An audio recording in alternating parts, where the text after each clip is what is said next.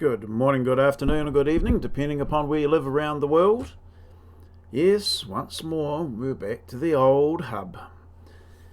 The issue around having a angled spacer, I thought had been pretty much resolved. And at one point I thought, well, we can get a steel rod, maybe 40 mils in diameter, drill through it, section it off so that it can then act as our packer. It's angled to suit whatever angle, because it's round, that the strut and the dowel create, relative to the hub surface. Makes a lot of sense. Still think it's a really, really good idea. Then I thought, taking a bit of, say, 30 mil square steel stock, drilling a hole through it, and then cutting it to the specific angles was a jolly good idea. I still do. That way we have 2 points of contact on the hub, and it gives very good clamping pressure and is unlikely to distort. You could have a washer between the two of them to aid the turning of the nut and the friction. And I think that's actually, that was my preference. The half round, or the spacer made out of circular steel rods, required a little bit of drilling and manufacture. I don't think that was much of a issue. It didn't require a specific angle. The square section does.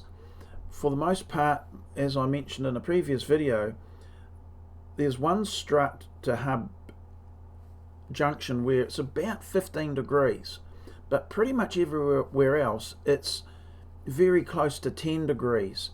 And I think if we get within pretty good tolerances, 10 degrees for the majority would be fine, and just a couple made for the hub where the requirements are 15.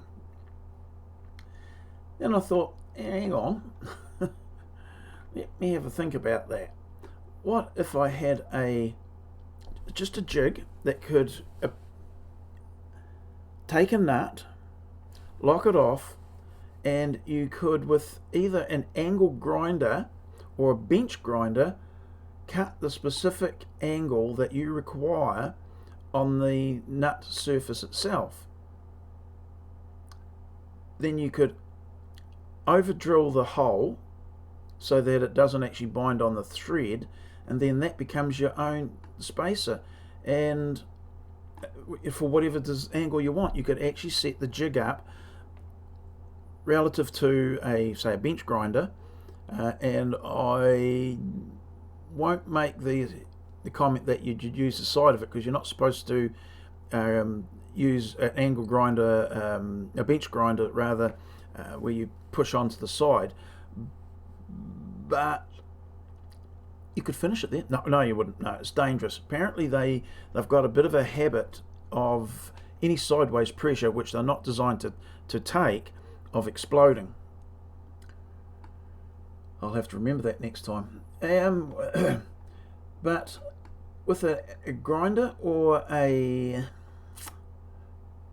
angle grinder, as in in a chop saw type situation, I'm sure that with a small jig you could angle the rod, cut the nut, and then you've got your spacer. And A, readily available, B, easily accessible or achievable, and price wise it's like not much of an issue at all. So I wonder if this is an option. Secondly, instead of, this is a 12mm rod and a 12mm nut, but you could use a 16mm nut in place, and the same thing, just grind it to suit. It would slip over the rod, and you've got your angled spacer.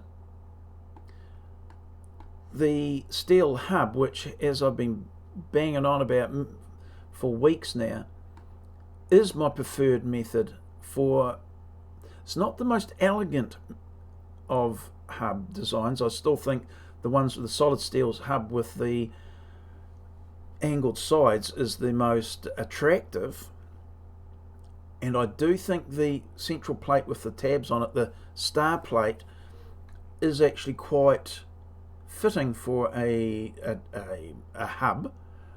Aesthetically, I think it's quite nice, and I especially like the idea of having a heavier duty one placed in the middle, and because it's in the neutral axis, it gets rid of a lot of the niggling little, I'm going to say problems, but I'm not, just that if you have a hub fitted on the top or a hub fitted on the bottom, there's rotation, there's stability issues.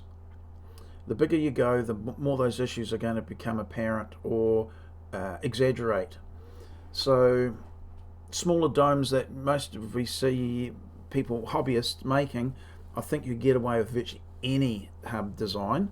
Again, I can't qualify that from an engineering perspective, but it's my gut feeling. And this, while the central steel hub ticks the boxes for me for its simplicity and the ease of being able to do it in a home workshop. And that has been the central guide for me to actually use this system. If I had a choice, I'd probably go to the angled solid steel centers,